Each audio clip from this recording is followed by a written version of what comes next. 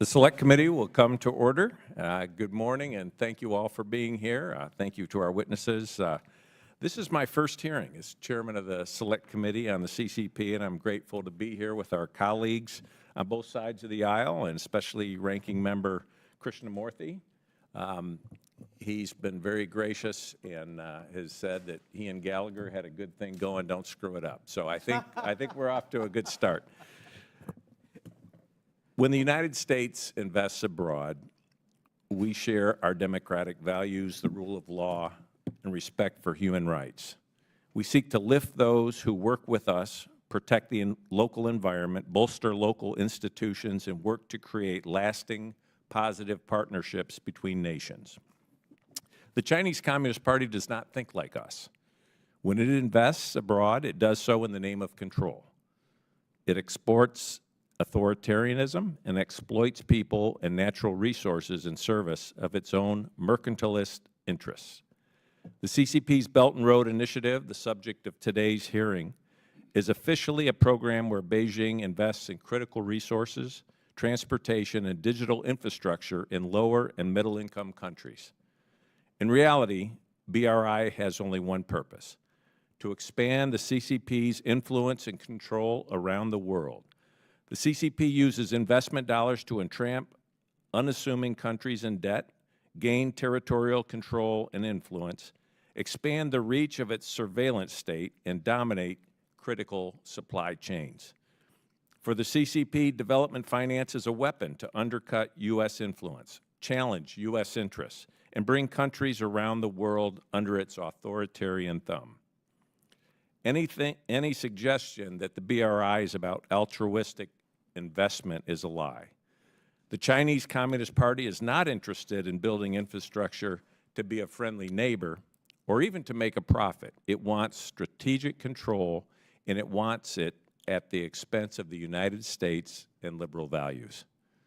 Through the BRI, heavily subsidized Chinese companies purchase and develop mines to secure Beijing's control of critical global supply chains.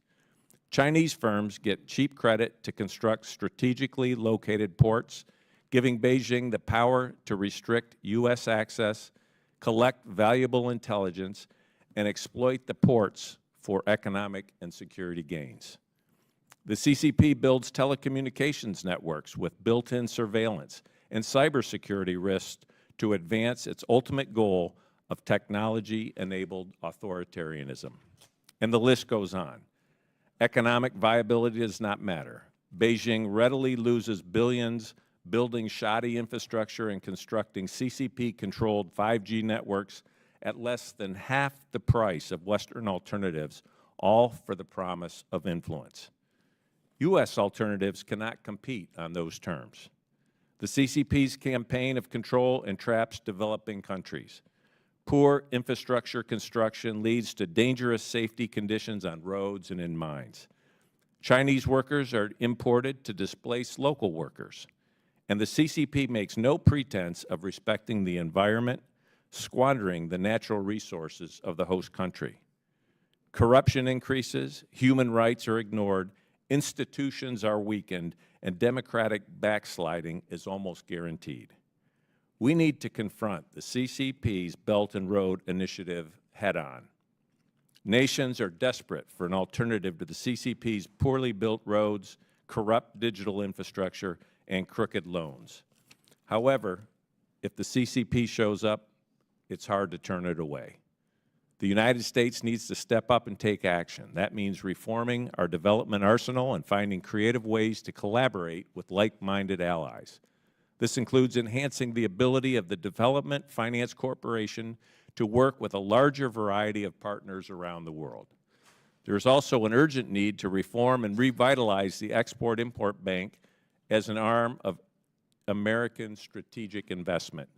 I look forward to hearing David Trulio's recommendation on how to do just that. We also need to provide support to governments most at risk from CCP influence, and to reinforce international institutions against Beijing's grip. Dan Runde has been outspoken on our role our aid agencies played in all but eliminating the AIDS pandemic from Africa, and expanding internet access. And I look forward to hearing his ideas on how we can build on this record of success. I also look forward to hearing from Dr. Brad Parks about ways that we can utilize aid to support our interests and prevent partners in the developing world from signing up for more than they bargained for. We have a lot to cover today, so now I yield to Ranking Member Krishnamurthy for his opening statement. Congrats, Mr. Chair. Thank you again, and thank you to the witnesses and the audience for your attention to this very important topic. In 2013, Xi Jinping launched the Belt and Road Initiative, also known as BRI. Xi's vision was to connect the PRC, the People's Republic of China, to the rest of the world through infrastructure.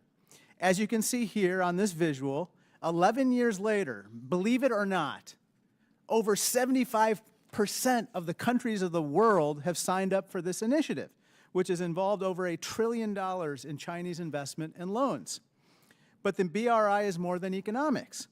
Xi Jinping calls it a, quote, solution for China to build a community of common human destiny, an ominous-sounding euphemism for a world order led by the CCP.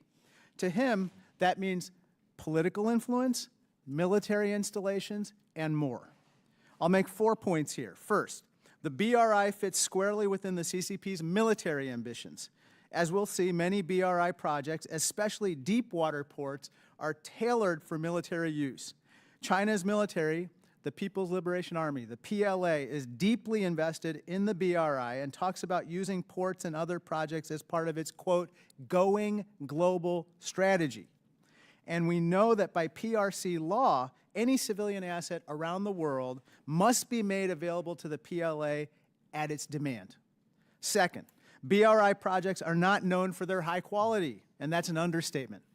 Take the Coca-Codo Sinclair Dam in Ecuador, for example.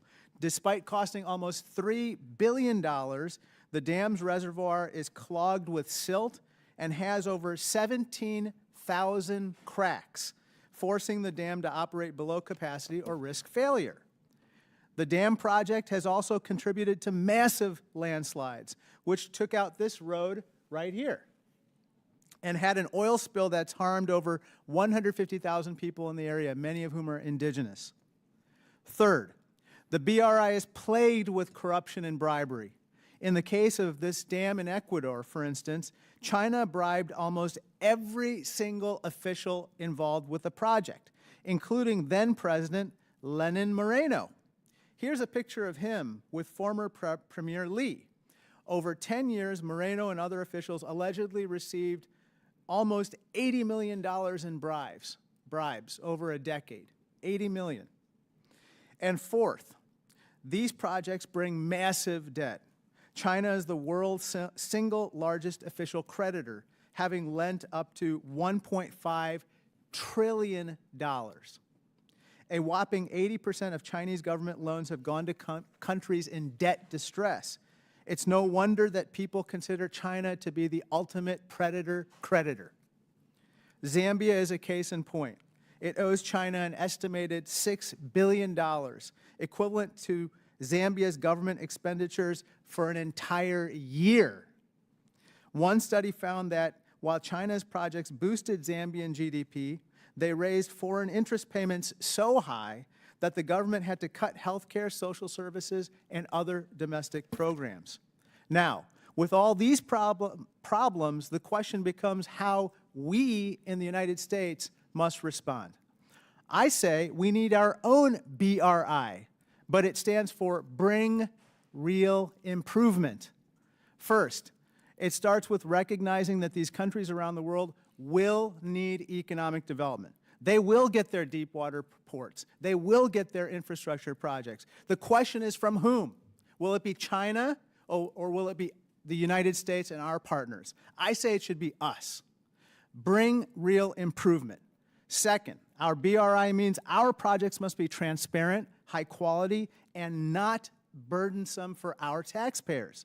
We can do this. We can do this through modest reforms, through institutions like the Development Finance Corporation, known as the DFC, and we can make offerings that actually compete attractively in comparison to the Chinese BRI projects. Bring real improvement. This is what bringing real improvement really looks like. On the left is this visual. Women in Tech, it's a Women in Tech event hosted by Africell, an African telecoms company that the DFC supported. This DFC project replaced Huawei infrastructure and trained locals, bringing local jobs and boosting the economy sustainably. This is what bringing real improvement looks like. The picture on the right, that's Chinese, it's a Chinese oil agreement recently signed with Angola, male only, in a boardroom, choreographed and controlled. We can do better than that. Thank you so much, and I look forward to the discussion.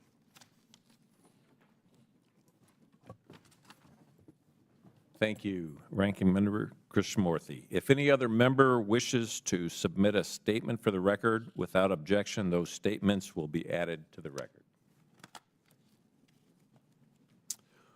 Today, we are privileged to be joined by a great panel of witnesses who have been on the front lines with U.S. global investment and competition. Our first witness is Mr. David Trulio.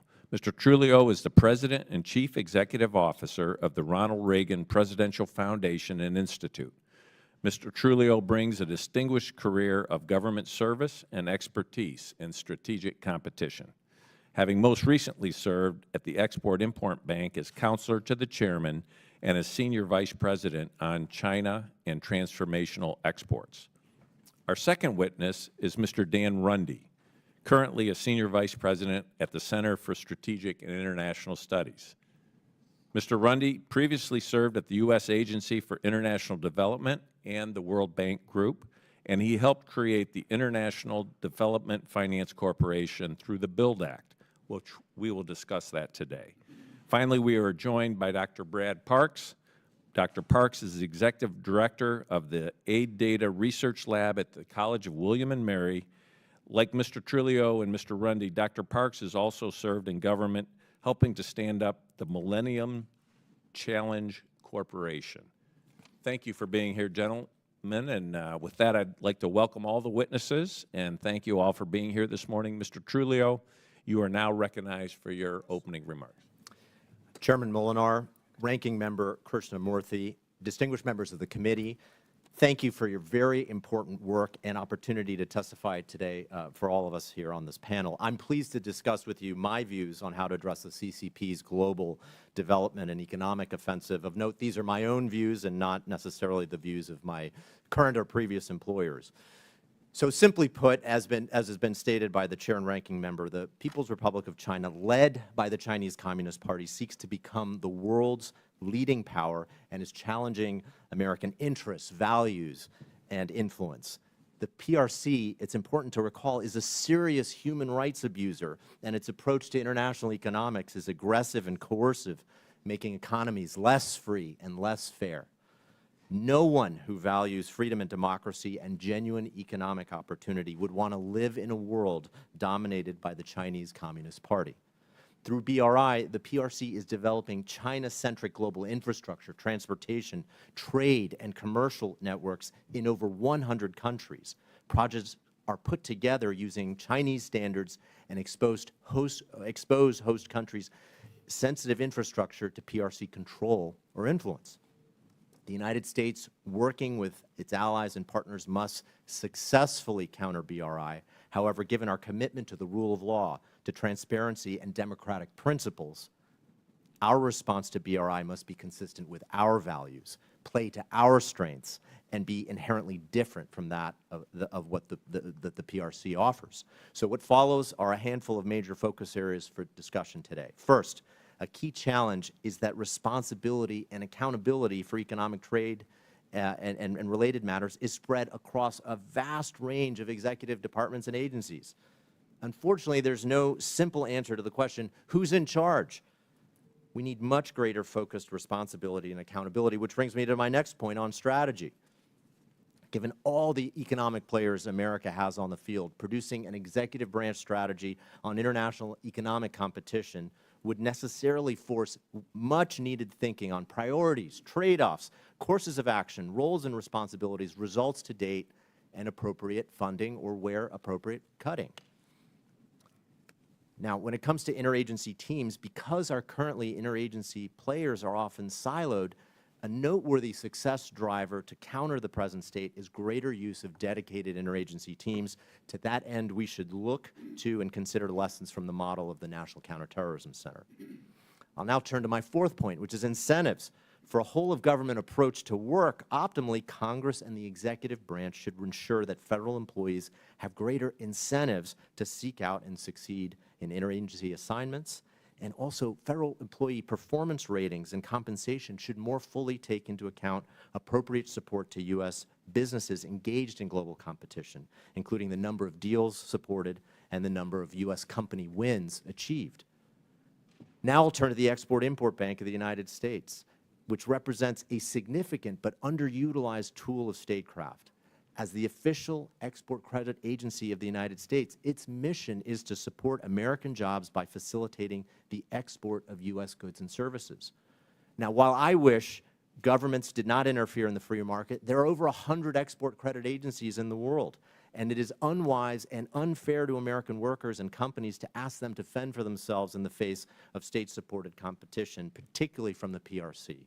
So when it comes to congressional oversight, I would recommend that EXIM's leadership be asked about results to date regarding the congressionally mandated China and Transformational Export Program, CTEP.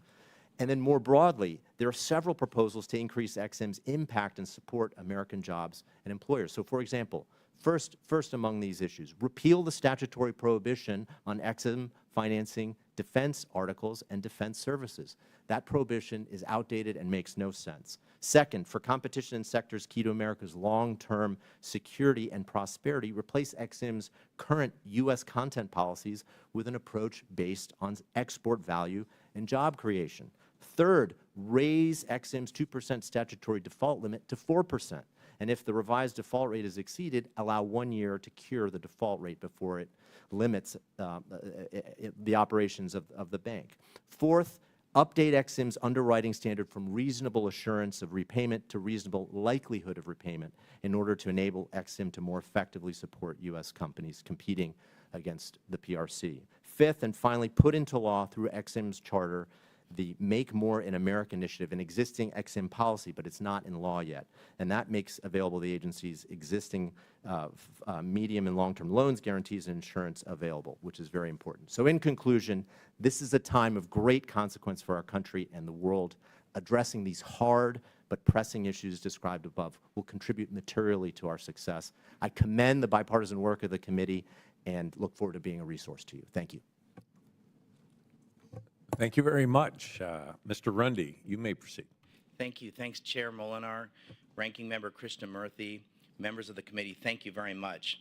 My main message is this: in this era of great power competition, the United States needs an alternative solution rather than demand that developing countries cease working with the CCP. We can't fight something with nothing. So what's our something? That's the question. There's some hard truths we have to face. The CCP is the go-to financier and builder of infrastructure in the developing world. We don't have to meet China dollar for dollar, but we must be a better infrastructure investment partner. At the end of the day, infrastructure bends towards trading routes. If your #1 trading partner is China, then China-oriented infrastructure is going to follow. Ideally, we would lead the world on trade as we did 25 years ago.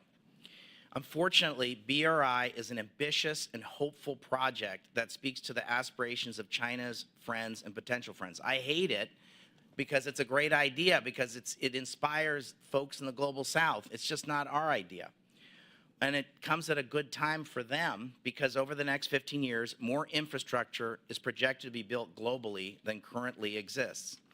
The United States has attempted to respond to this challenge in a number of ways. Congress reauthorized the EXIM Bank. That was great. Congress passed the BUILD Act, which established the DFC. Excellent.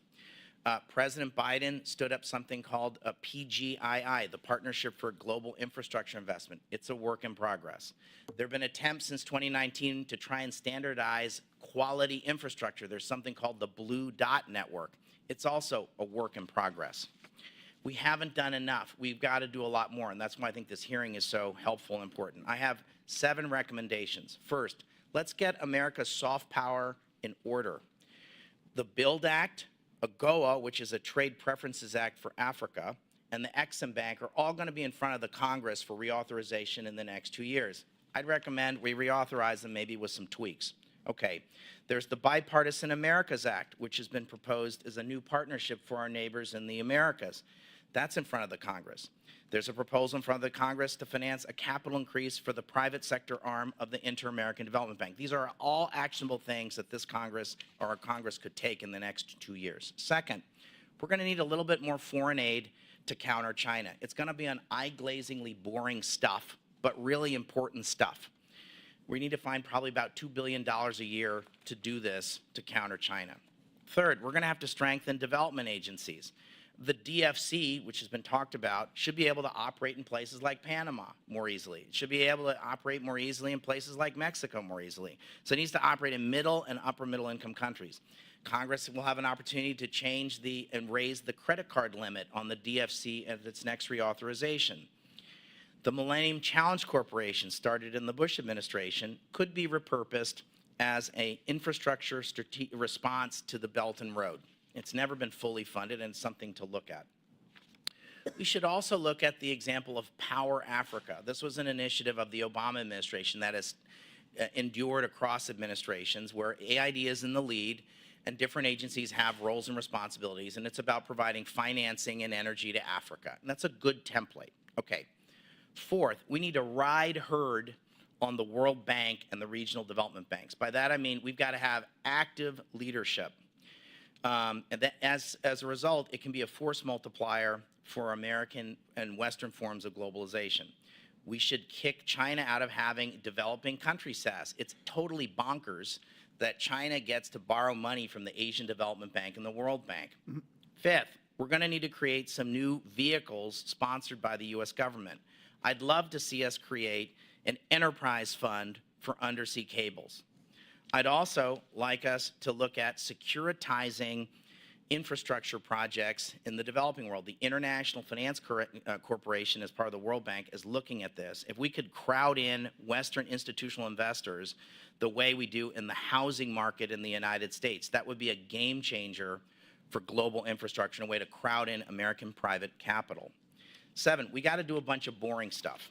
We're going to have to train about 100,000 bureaucrats in the developing world to buy and manage infrastructure a heck of a lot better. This is eye-glazingly boring stuff. It's really important. Finally, we need to establish private sector consortia. We need to work with our allies and friends, and we need to bring together companies of allied nations that could work together to deliver projects that are just as turnkey ready as the way Belt and Road does it. They can bring money and they can move more quickly, and they bring a whole bunch of stuff in one package. We need to work together to do that.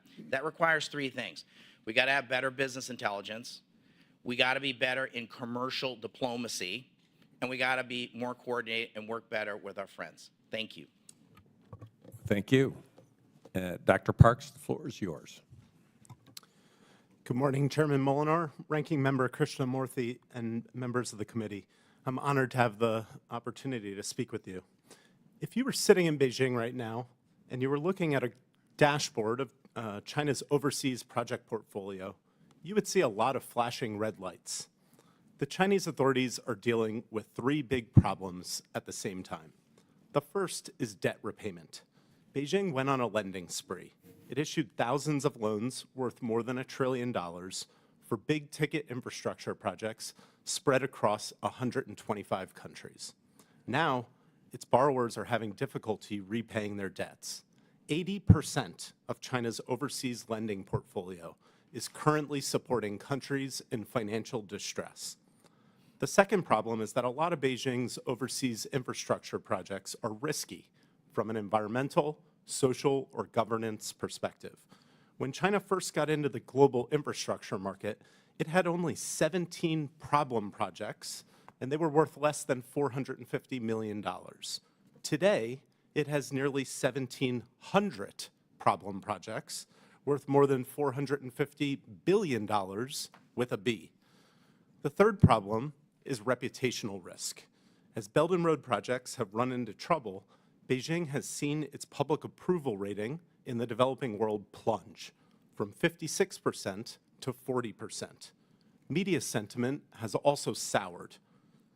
And with the grace periods on many Chinese loans expiring, Beijing now finds itself in an uncomfortable position as the developing world's largest official debt collector. It's navigating this transition at a time when many of its biggest borrowers are either illiquid or insolvent. But here's the thing. Beijing is not going to stand by and watch its flagship global infrastructure initiative crash and burn. The Chinese authorities have already launched a far-reaching effort to de-risk the Belt and Road Initiative. They call it BRI 2.0. In the short run, Beijing is scanning its global portfolio and firefighting in response to crises. It's refocusing its time and money on distressed borrowers, troubled projects, and sources of public backlash. But Beijing is also playing the long game. It's putting in place new safeguards to future-proof the BRI. China's making course corrections that address 3 different types of risk in its portfolio: repayment risk, project performance risk, and reputational risk. Beijing is taking several short-term measures to manage the risk of not being repaid. First, it's paying itself by sweeping dollars and euros out of the cash collateral accounts of borrowers. Then, if borrowers ask for some type of debt relief, like a temporary suspension of repayments, Beijing is requiring that they first replenish the accounts that they have depleted. Beijing is also ramping up emergency rescue lending to ensure that its biggest borrowers have enough cash on hand to service their outstanding project debts. So that's one part of the de-risking effort. But Beijing is also making long-term changes to its loan portfolio to reduce the risk of not being repaid in the future. Rather than relying on its own banks, Beijing is increasingly outsourcing risk management to lending institutions with stronger due diligence standards. It's dialing down its use of bilateral lending instruments, and it's dialing up the provision of credit through collaborative lending arrangements with Western commercial banks and multilateral institutions. With respect to project performance risk, Beijing is focused on addressing a common criticism of the BRI, that it privileges speed over safety. China's adopting increasingly robust ESG safeguards, but it's doing so in a way that preserves a long-standing source of competitive advantage, its reputation for implementing projects with lightning speed. Finally, with respect to reputational risk, China has recently experienced more losses than gains vis-a-vis Washington on 3 measures of soft power: public opinion, elite support, and the favorability of media coverage. But the Chinese authorities are not resting on their laurels. They're changing the way they allocate aid and credit. Beijing now channels most of its money to highly competitive jurisdictions. About 2/3 of Chinese aid and credit goes to toss-up countries. These are places where neither China nor the U.S. has an insurmountable lead over its rival. China's also doubling down in competitive jurisdictions once they start to lean towards Beijing and away from Washington. The bottom line is that Beijing is several steps ahead of its competitors. The U.S. and its G7 allies have underestimated the ambition of China's effort to overhaul Belt and Road. They are focused on competing with a version of the BRI that no longer exists, BRI 1.0 rather than BRI 2.0. Thank you so much for your time, and I look forward to your questions. Thank you very much to all the witnesses. And now we'll move to questions, and I'll recognize myself for 5 minutes. Mr. Runde, the BUILD Act, which transformed the Overseas Private Investment Corporation into the International Development Finance Corporation, expires next year. I think we would all agree that Congress should reauthorize, but what should be changed during this reauthorization? Thank you, Chairman. I was very involved with the establishment of the BUILD Act. I think there's several things that are easy to do, and there's some harder things. So Let me start with the easier ones. I think Congress has an opportunity to strategically increase the credit card limit. It's able to lend about $7, $8, or $9 billion a year, and it's got a credit card limit about 60 or 65 billion. There's an opportunity to raise the credit card limit in the next reauthorization for it to do more. Second, I was in favor at the time of saying we should focus on the poorest countries. I still think we should have an emphasis and a special attention to poorer countries, but we need to make it easier for the DFC to work in middle and upper middle income countries. It's crazy that only 4 countries in the Western Hemisphere are qualified to work on kind of a clean basis at the DFC. My friends at the DFC will say, we can do stuff in the other countries, but you got to get like a permission slip to do it, and it's a real headache. I think we need to fix this and allow for middle and upper middle income countries. There's lots of ways to do this, but we need to look at that.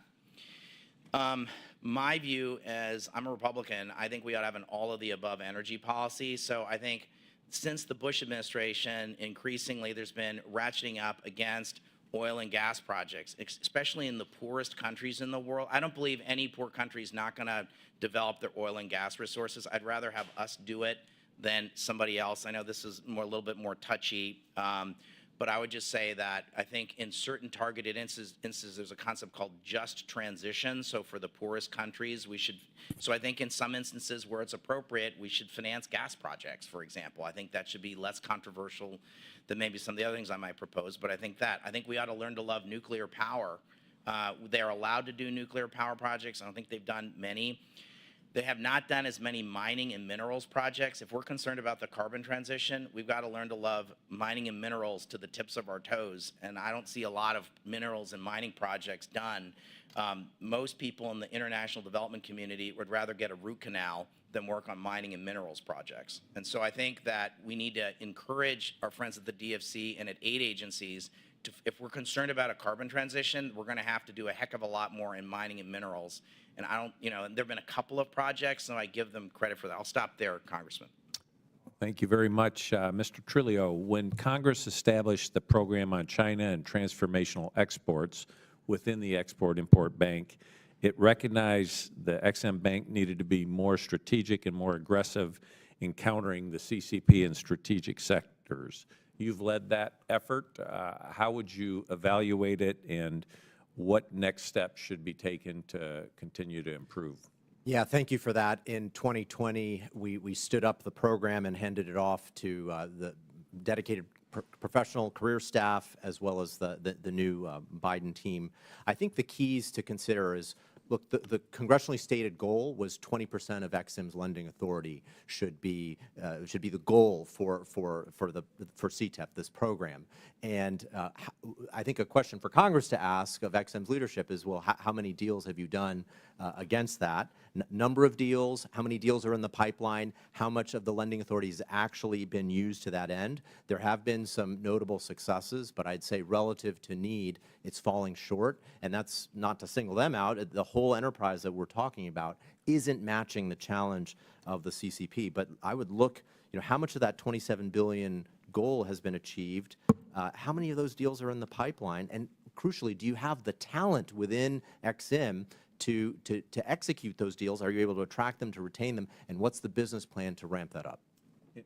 And how would you evaluate the level of coordination between some of the agencies, DFC, Ex-Im, USAID, MCC? I think it's a huge challenge. I think there are a lot of people of goodwill who want to do the right thing, but institutionally we've fallen short.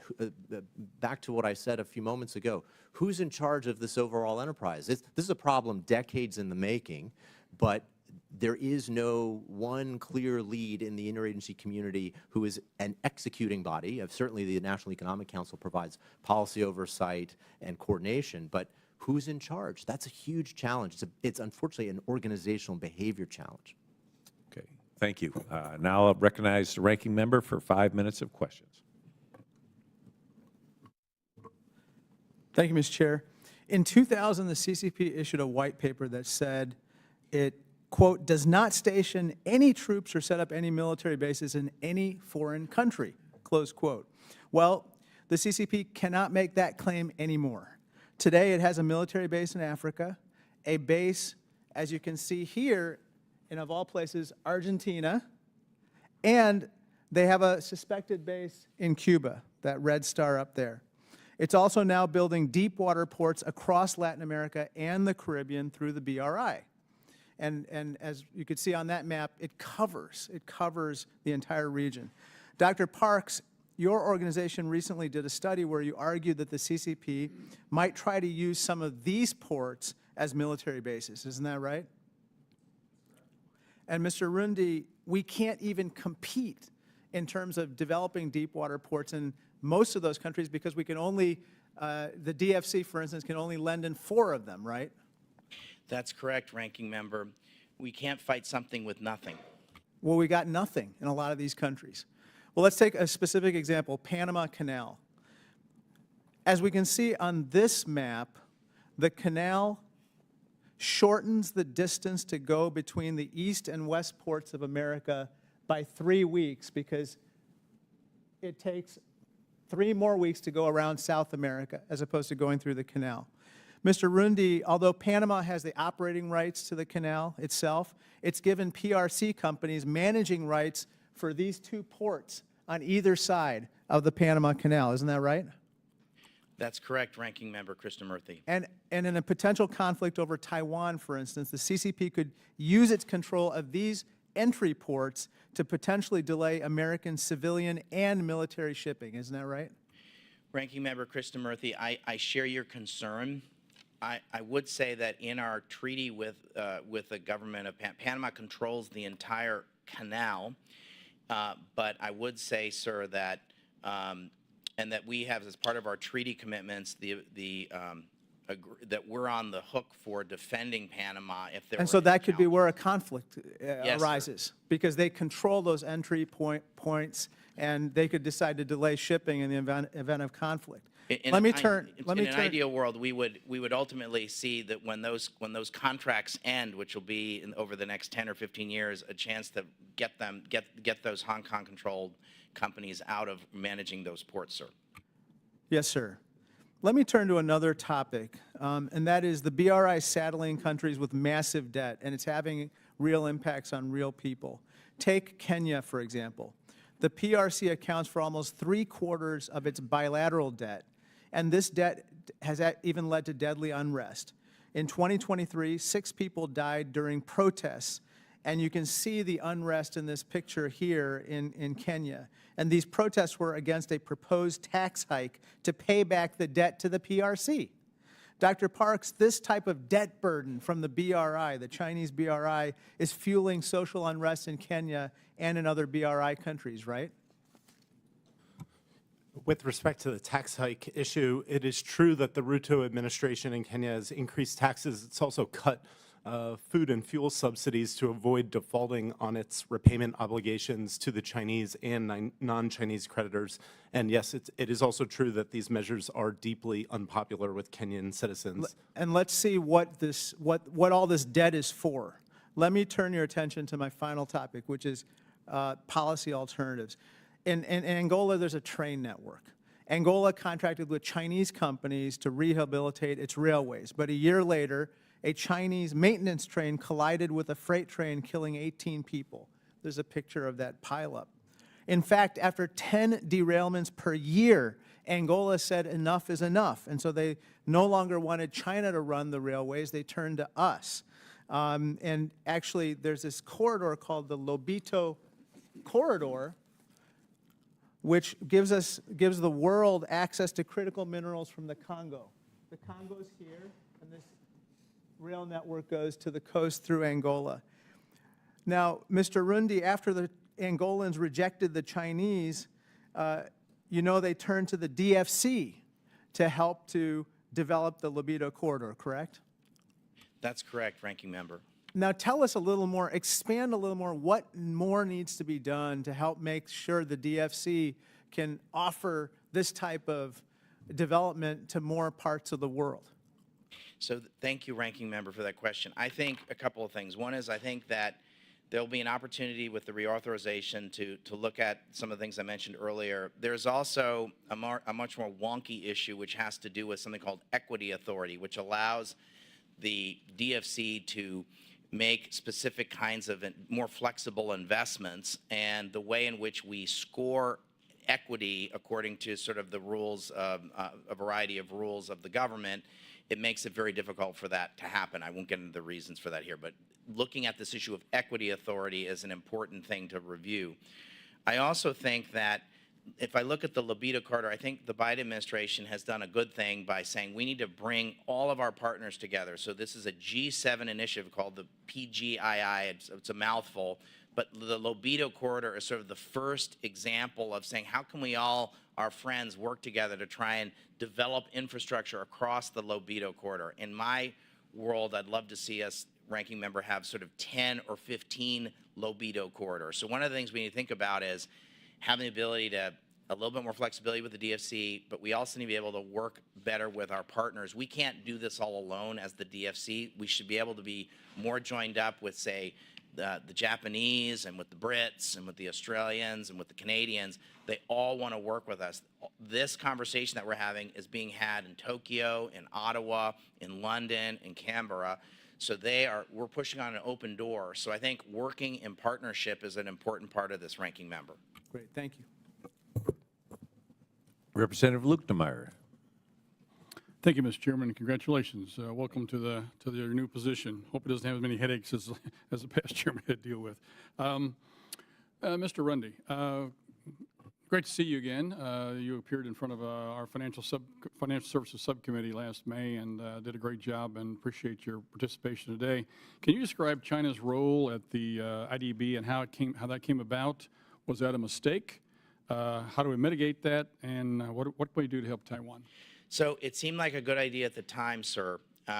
During from a 40-year period, Republican and Democratic administrations had a policy of what's called responsible stakeholder theory, of saying if we can bring the People's Republic of China into various international institutions, that would be a good thing. And at the time, we said, okay, well, we'll have China join the Inter-American Development Bank. This was an idea that was started in the Bush administration, but then was fully implemented in the Obama administration. So we can't blame either one, but I think in retrospect, I don't think it was such a great idea.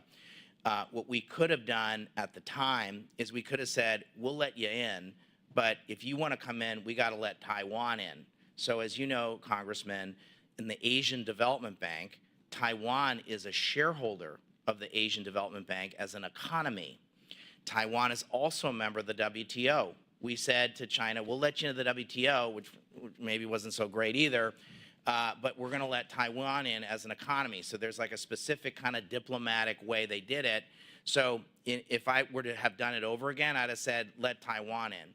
I would like to see, as part of this potential capital increase for the Inter-American Development Bank's private sector arm, I would love it if the Congress were to say to the Biden administration because this is a political conversation, we should say, okay, we'll buy in some shares, but we would like Taiwan to buy into the the private sector arm of the Inter-American Development Bank. Thank you for that.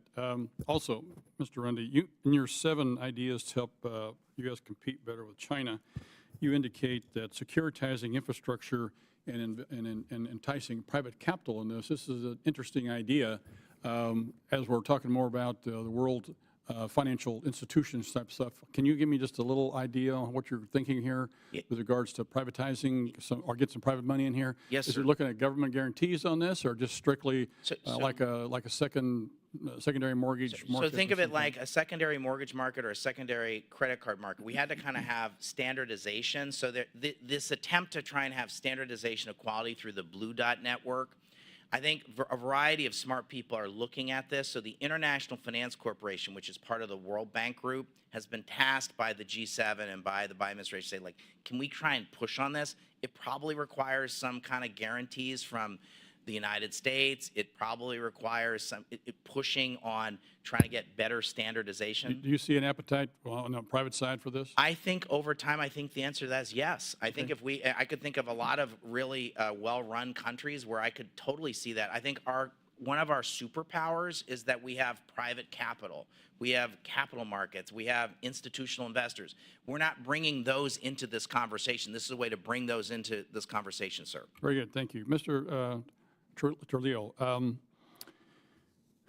of the things I do is I chair of the Subcommittee on National Security and the Financial Services Committee, and XM Bank is under our purview. And so we deal a lot with that. I thank you for your comments on it this morning. To me, I think it's a really important agency for our businesses in this country to be able to compete on a national basis. And we've got China in the mix here, which is unfortunate because they seem to be able to utilize that bank a lot better than our own folks here in this country. One of the things I found over the last few months here is nuclear reactor construction. And this is a way the rest of the world can really help themselves and their economies of their countries. And yet we really have a problem. There's sort of a not necessarily a prejudice. There's a prejudice against it, not necessarily some sort of hard, fast rule against financing this. We need to find a way to break through that barrier. Have you got some ideas? Because I think our nuclear reactor companies in this country that construct these things could be very competitive. And Congressman, I agree with the thrust of your question, and further to your point, to the extent that we want to do good things for the environment, those who care about carbon, nuclear is really essential to that conversation for it to be serious. So a few things specifically, the China Transformational Exports program that Congress breathed into life names 10 sectors. Nuclear is not one of them. That, I think, is a very straightforward opportunity to. Now, this is the one that's being renewed in 2026, correct? So EXIM's reauthorization, the whole thing is in 2026. Okay. The 2019 reauthorization included a provision breathing life into a So in that reauthorization, we could sort of direct them to be able to be more aggressive in this. Absolutely. It could be one of the 10, or it could be the 11th or the 12th or whatever. I think the point is, the list of those 10 technologies was from back in 2019, and there's no reason why nuclear shouldn't be part of that as in the context of China competition. And more broadly, from an oversight perspective, I would respectfully suggest that the EXIM leadership should be queried very specifically about all the technologies, including nuclear, that contribute to Very robust China competition. Thank you. My time has expired. I yield back to the Chairman.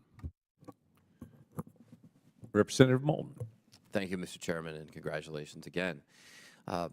President Xi Jinping goes around the world promising win-win cooperation. But I think we've seen time and again that it's really not win-win. It's China wins, you lose.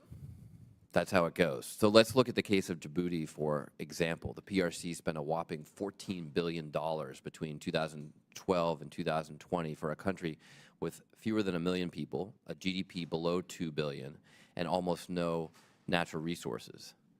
In 2017, the PRC built its first overseas military base in Djibouti, just 7 kilometers from our U.S. base.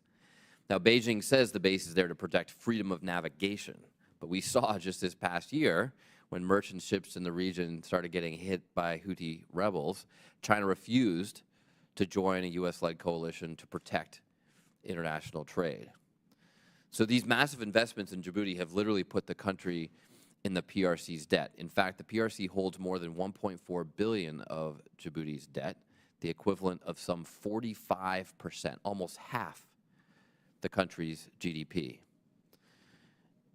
Mr. Chairman, I'd like to enter into the record a statement from the Chinese Foreign Ministry dated December 9th, 2022, summarizing a meeting between President Xi and the President of Djibouti.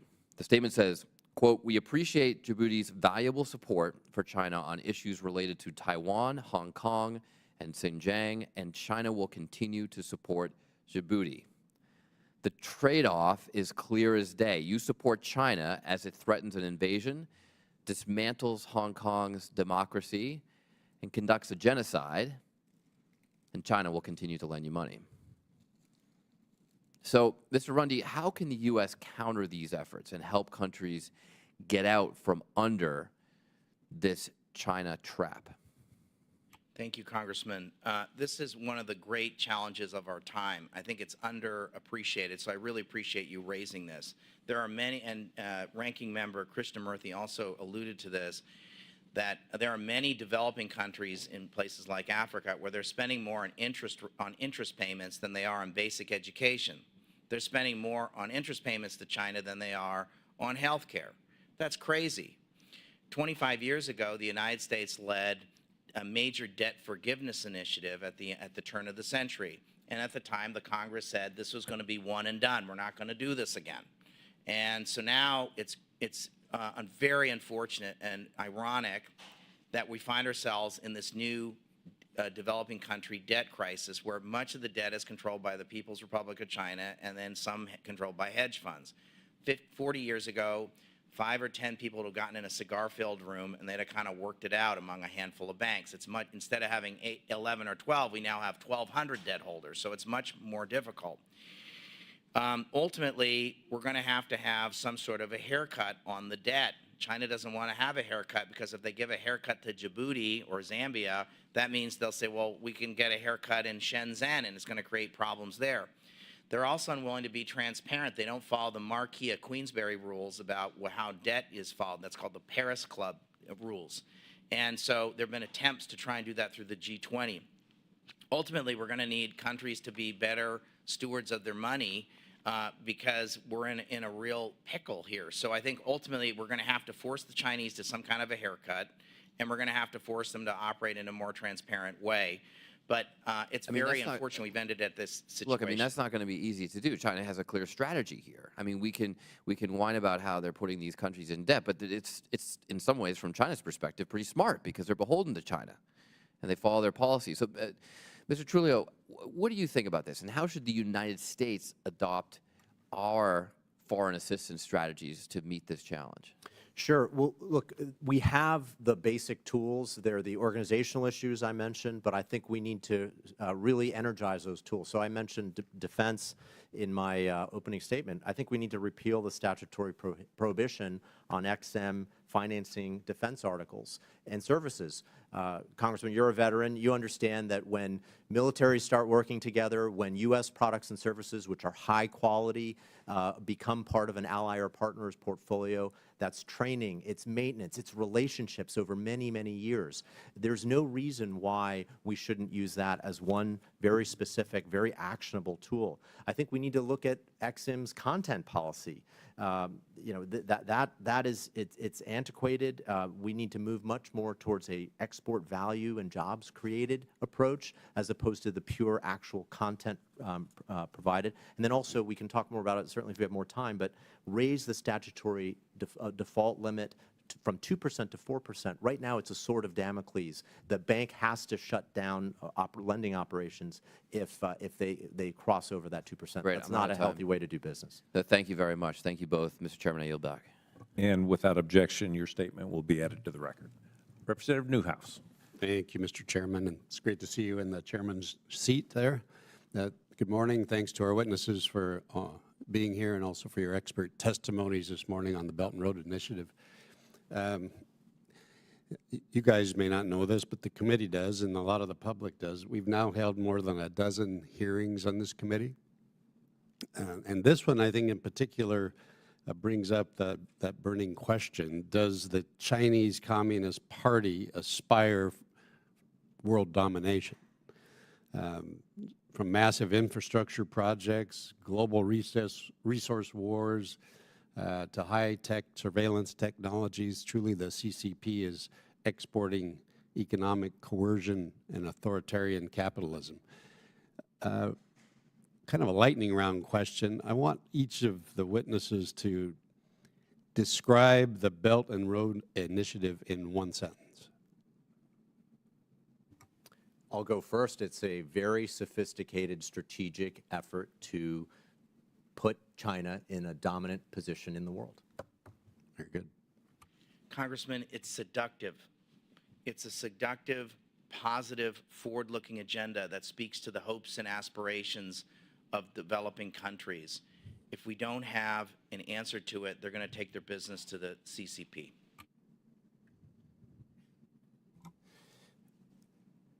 It is a effort to help Chinese companies win commercial advantages overseas. It's also a program to solve domestic economic problems inside China.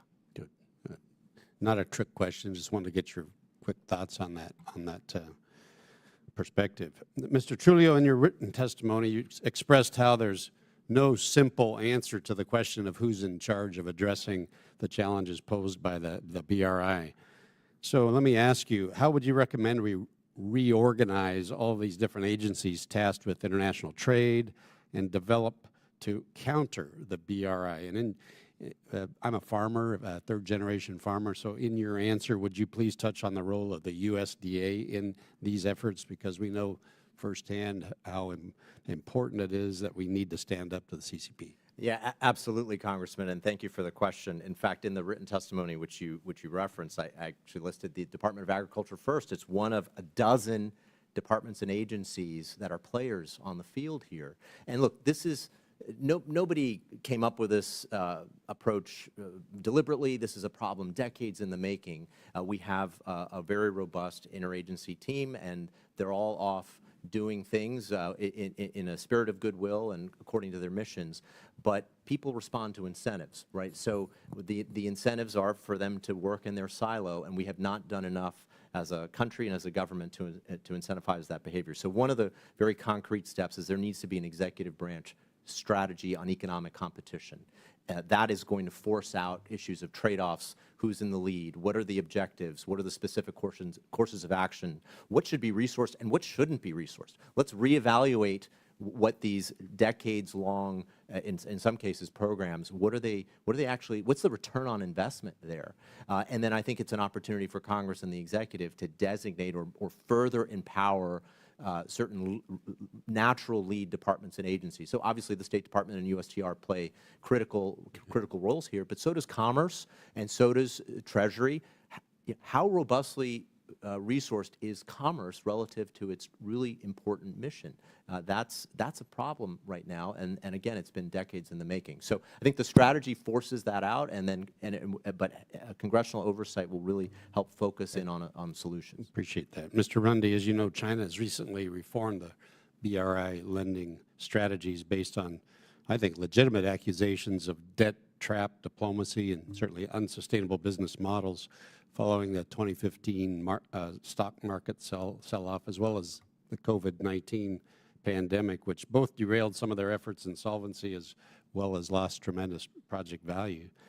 Do you think some of their recent reforms, referred to as BRI 2.0, will actually change any of their predatory lending practices? So I thought Dr. Parks's testimony was very helpful in that regard. The CCP is smart. I don't like them, but they're smart. They are. And so I just think they do respond to these sorts of complaints. Their tendency will be to kind of return to what they were doing originally, but they are having to respond to these challenges. And so I think Dr. Parks's point about that we need to not respond to BRI 1.0, we need to respond to BRI 2.0 is on point, sir. Good. And Mr. Chairman, just real quickly, I'd like to commend Dr. Parks and his team. Your researchers pieced together the complex web of BRI investments, and that's going to continue to be very important resource that help measure and guide our strategic responses. So thank you very much. Thank you, Mr. Chairman. Representative Brown. Thank you, Mr. Chairman. As we've heard this morning, the Chinese Communist Party is attempting to promote its interests around the world through its far-reaching Belt and Road Initiative. We should all be concerned about the CCP's use of predatory lending to developing nations, offering high-risk loans in the short term, which have unwanted and negative long-term consequences.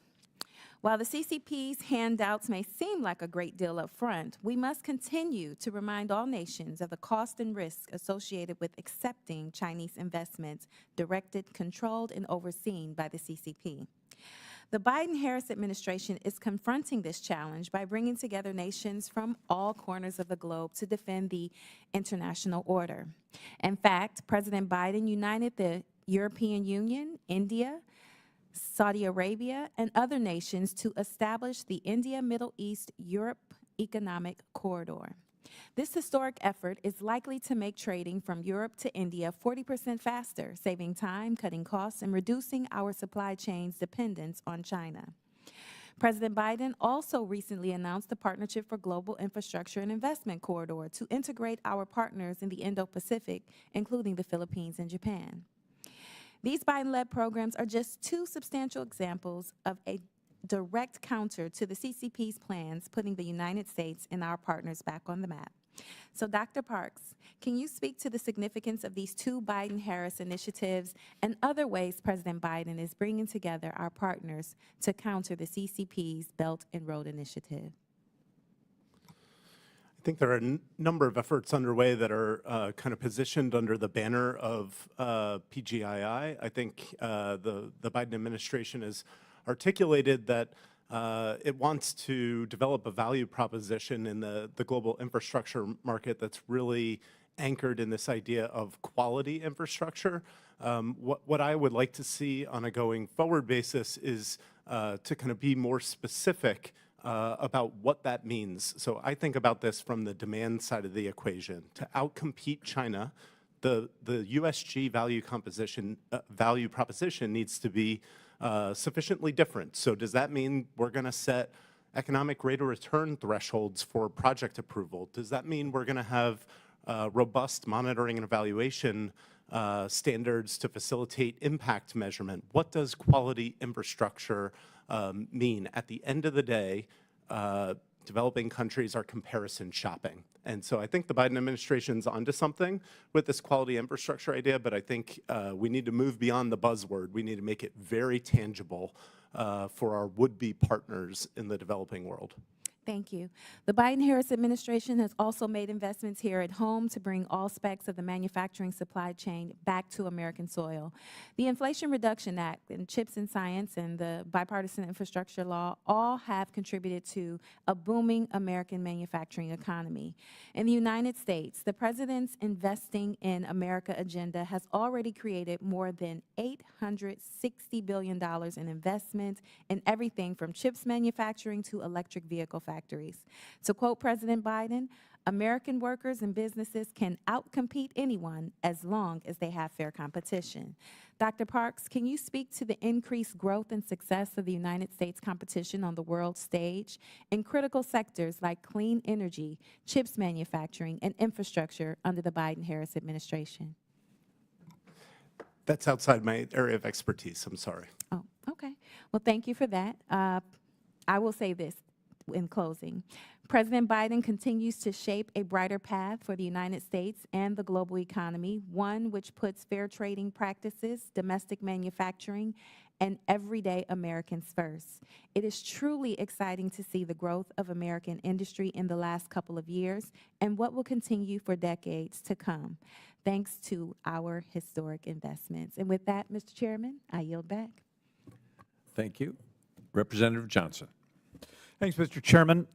Mr. Runde, we've had experts from across the political spectrum tell this committee for 18 months that the Chinese Communist Party seeks to gain coercive economic power over almost every corner of the globe.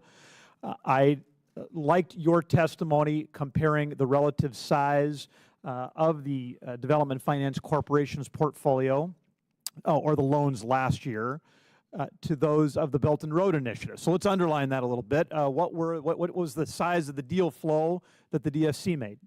Thank you, Congressman. Last year, the DFC did about $9 billion. Okay, so $9 billion. What's the similar comparison to the Belt and Road Initiative? Thank you, Congressman. The Belt and Road Initiative, all in, various spigots, about $90 billion, sir. Yeah. So I loved in your testimony that you called out the fact that if we're trying to make it seem as though this is an answer to the Belt and Road Initiative, we are off by an order of magnitude. And we just need to call out that there is a lot of additional work to be done here. Now, clearly, there is not a singular source for American soft power, but this tool in our toolbox is substantially smaller than the commensurate tool that China is using. That's fair to say. That's fair to say, Congressman, and I've heard very intelligent people say that our answer to Belt and Road is the DFC. It's an important instrument. I'm all for it. I was involved with setting it up, but it's not sufficient to respond fully to the Belt and Road. They are 10 times bigger in terms of what they're doing than what the DFC is doing on an annual basis, sir. Congressman, if I could interject, there's also a speed issue, right? So it's volume and also velocity of how quickly we can do deals. Yeah, at some point, if people view working with us as overly bureaucratic and slow, you're going to see good deal flow go elsewhere, right? And unfortunately, look to the Chinese Communist Party, which is not where we want them to look. I liked your comments about making sure that the DFC is capable of working with some middle and upper income countries. I'm working with Mr. Stanton on the Semiconductor Supply Chain Security and Diversification Act. We're the two leaders of that push. Now, obviously, that's an industry-specific push. It would make it easier for us to make investments in the semiconductor industry, both upstream and downstream. Is that kind of, number one, is that what we should be doing, looking at that kind of an industry to make investments?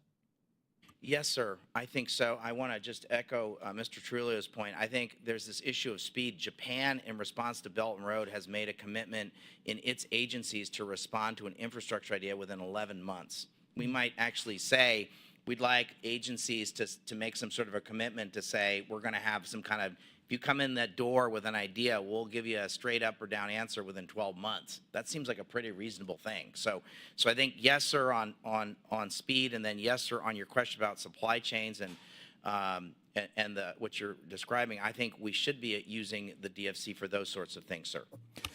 And so an industry-specific approach, we've done a little bit of that in the past with the DFC. Is it reasonable to do that in other industries? Yes, sir. I would, for example, suggest mining would be one, undersea cables would be another, ports would be another. I think we ought to have special initiatives. I think there's some very excellent professionals, both at the political level and at the career level at the DFC. I think with some additional tools, they could do even more, sir. So I'd like to turn our attention to 2021, Ecuador. We made an agreement to, I guess you'd call it, refinance some of the debt that Ecuador had with the Chinese, with the PRC. We had some commitments there as a part of the framework that said you can't have Huawei as a part of your telecommunications networks. Now, from what I understand, that framework is not being pursued any longer. So I think my question would be, number one, why is that? And number two, are those kinds of strings, do we want strings like that attached to these DFC deals? So, Congressman, I think it's really important. If the Chinese Communist Party wants to build a farm-to-market road in the middle of nowhere, we shouldn't worry about that. But if they want to make a play to control the digital rails of the future through the unholy trinity of Huawei, ZTE, and Alipay, we ought to do everything we can to stop that. So I'm open to creative ideas to stop it. And so I do think we need to enable an alternative so that Huawei, ZTE, and Alipay don't control the digital rails of the future, sir. Yeah. With my time remaining, Mr. Chairman, I would like to submit for the record on behalf of Mr. Jimenez, who led the letter, although I also signed on to it, to the embassy in Panama, calling out some of the issues that the ranking member talked about and concerns that we would like further pursued. Without objection, it will be added to the hearing record. Thanks much. Representative Auchincloss. Thank you, Chair. This has been a terrific hearing, and I appreciate the testimony from our experts. Mr. Runde, you note in your written testimony that in the long run, infrastructure investments follow trade. Regrettably, trade has become a four-letter word in Congress. That's unfortunate because ultimately, reciprocal market access is one of the most compelling things that the United States has in our competition with the Chinese Communist Party globally. And I think there is a grand bargain that needs to be struck here in Congress first, in which we acknowledge and organize behind de-risking from China and recognizing that China has been cheating in the global rules-based trading order, but then complementing that de-risking from China by then further engaging with the global South and with developing nations in trade and investment ties. It's got to be a 1-2 punch, not merely a stick, but also a carrot. To that end, this committee almost unanimously has supported the concept of reauthorizing the generalized system of preferences, which is really functionally that grand bargain crystallized in a single policy. It is reducing trade ties with China while simultaneously increasing them with the global South. Mr. Runde, can you speak about how reauthorizing GSP would help us outcompete the Belt and Road Initiative? Thank you, Congressman. That's a really important question. Thank you for asking this. So all of our trade deals, all of them, have had a geopolitical reason behind them. I could use the term geoeconomic, but for this, there's been something other than trade has been behind every trade deal we've ever done since World War II. When we said we're going to set up the GATT after World War II as part of the Bretton Woods institutions to rebuild the world, NAFTA, now USMCA. So we do need a grand bargain. I think GSP has been an important set of rules of the game. It's lapsed for 4 years. It's a problem. It's part of our offer to developing countries, and so we need to reestablish GSP.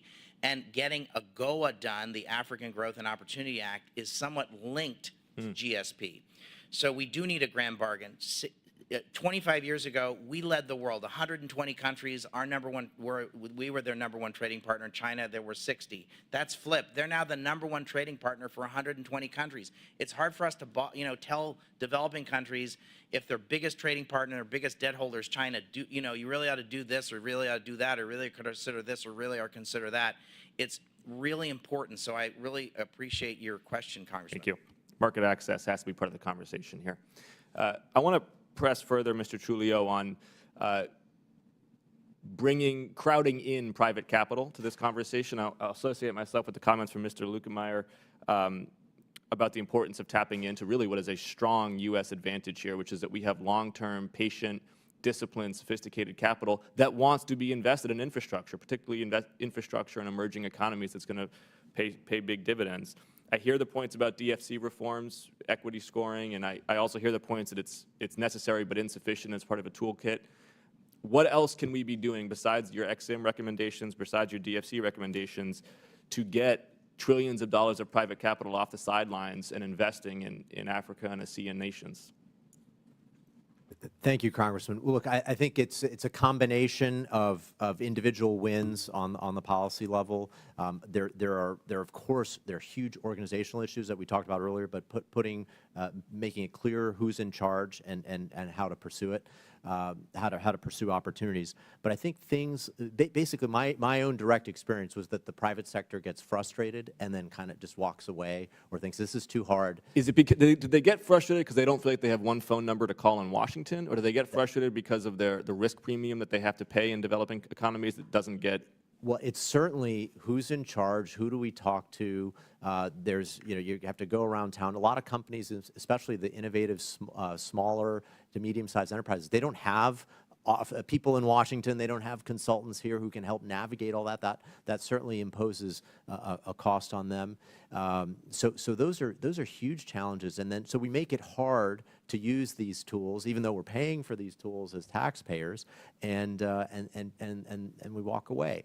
There's an added element too that we haven't really addressed, which is we're behind on some of these key technologies. I lived through this on the 5G issue. There was no specific U.S. solution or counter to Huawei or ZTE. So having to, we need as a country to work with other allies and partners, for example, Samsung and Nokia and Ericsson from South Korea, from Finland and Sweden. We're going to have to work together creatively like that to come up with the counter. As Mr. Runde said, you can't beat a comprehensive offer from the Chinese with nothing, or with a new project to go figure it out on a bespoke basis. Another example of the grand bargain here is what I'm hearing is that just like GSP is about trade with the global south to counterdict trade with China, commercial diplomacy with our developed economy allies, Japan, South Korea, for everything from 5G to absolutely maritime, needs to be strengthened. In Europe and in Asia, that is going to be really important. I'll yield back. Representative Steele.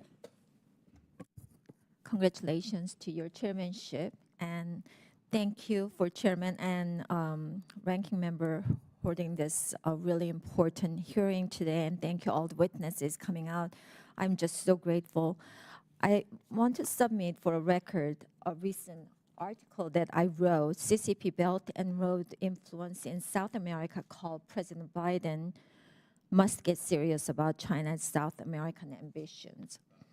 Thank you. You know, this is not just, it's all over the world. In the Pacific region, developing countries, African countries that we Ways and Means Committee had a Cordell trip and we went. I see these small developing countries that they actually see a lot of Chinese investment coming in. They're building highways, ports, airport, and then in the Pacific region, same thing. And South America, it's our backyard. And you know what? This is very, very dangerous.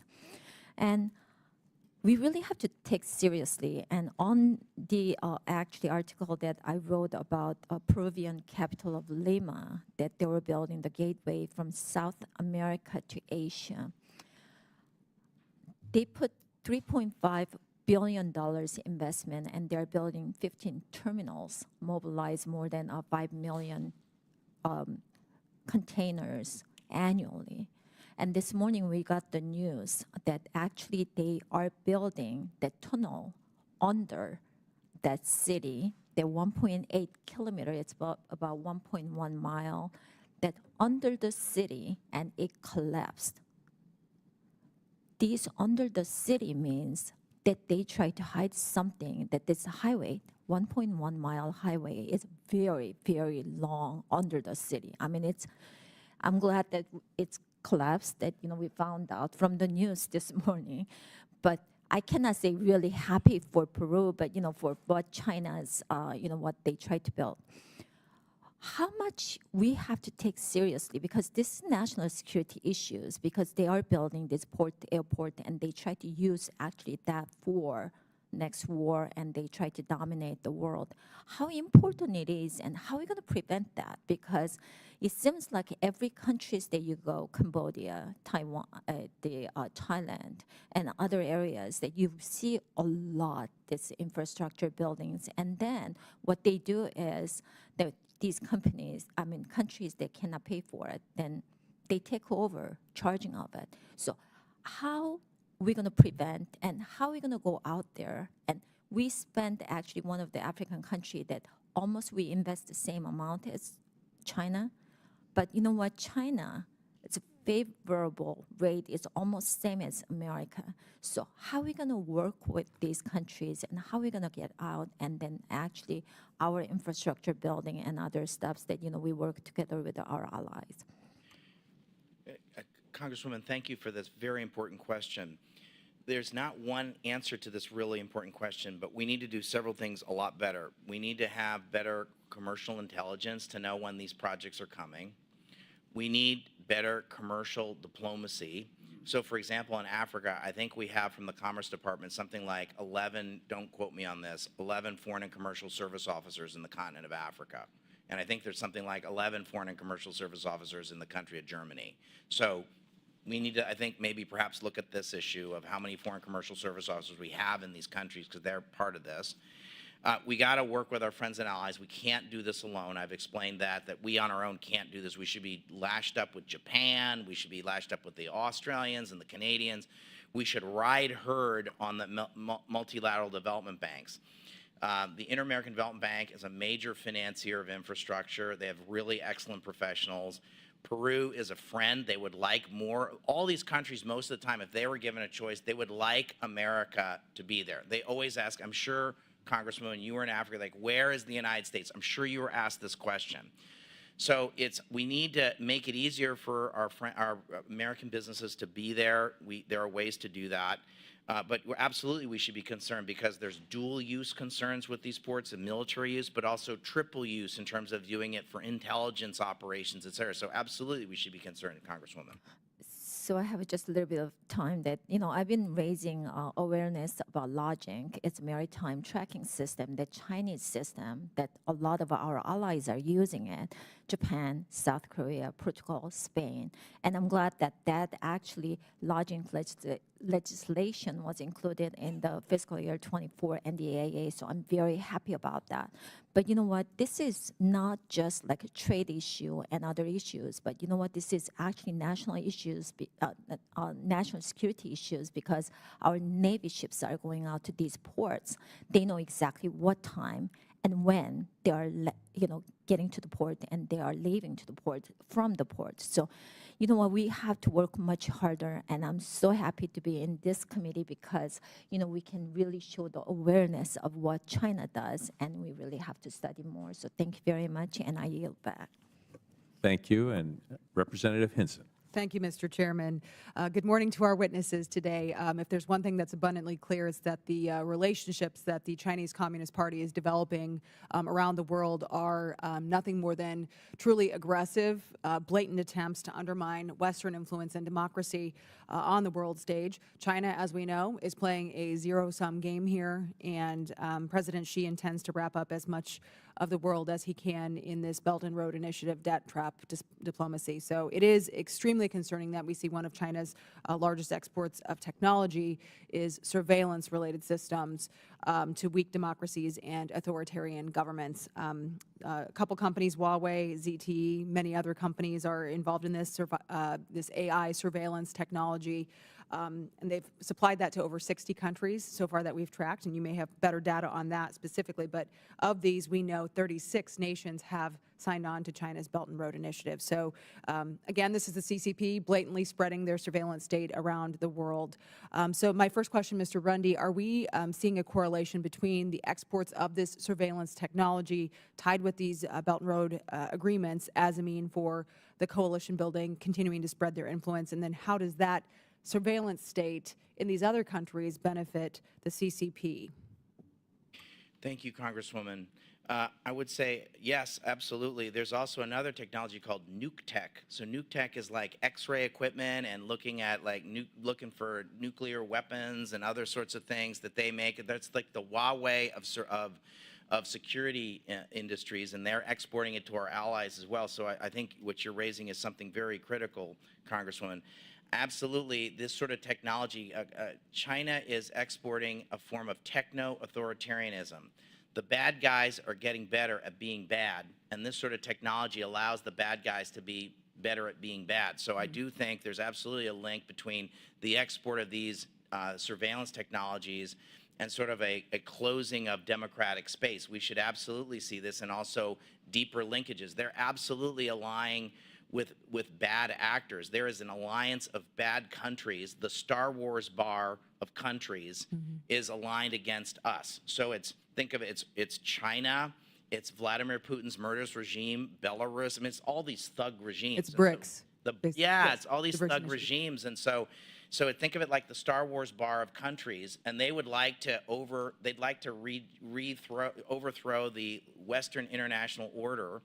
And so this techno-authoritarianism, these surveillance technologies, is a way in which they are trying to make a play to do that. Thank you, Congresswoman. Yes, absolutely. We know this is designed to establish an alternative world order, correct? And so we know Brazil and Russia would be able to dominate the world's supply of raw materials by 2050, coincides with China's goal of being the dominant power by 2049. So if the blatant nature of this Belt and Road Ponzi scheme wasn't enough, BRICS should be, I kind of think, the final evidence of China's intentions here to undermine the West.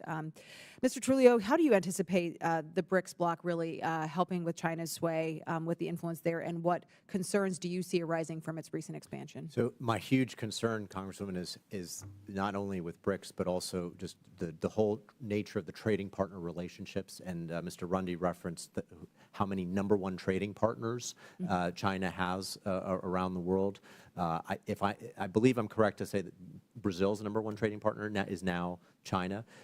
When one thinks of the Western Hemisphere, one might logically think that it would be the United States that would be the #1 trading partner of a lot of these countries, but it's not, and that has huge implications politically, militarily, economically.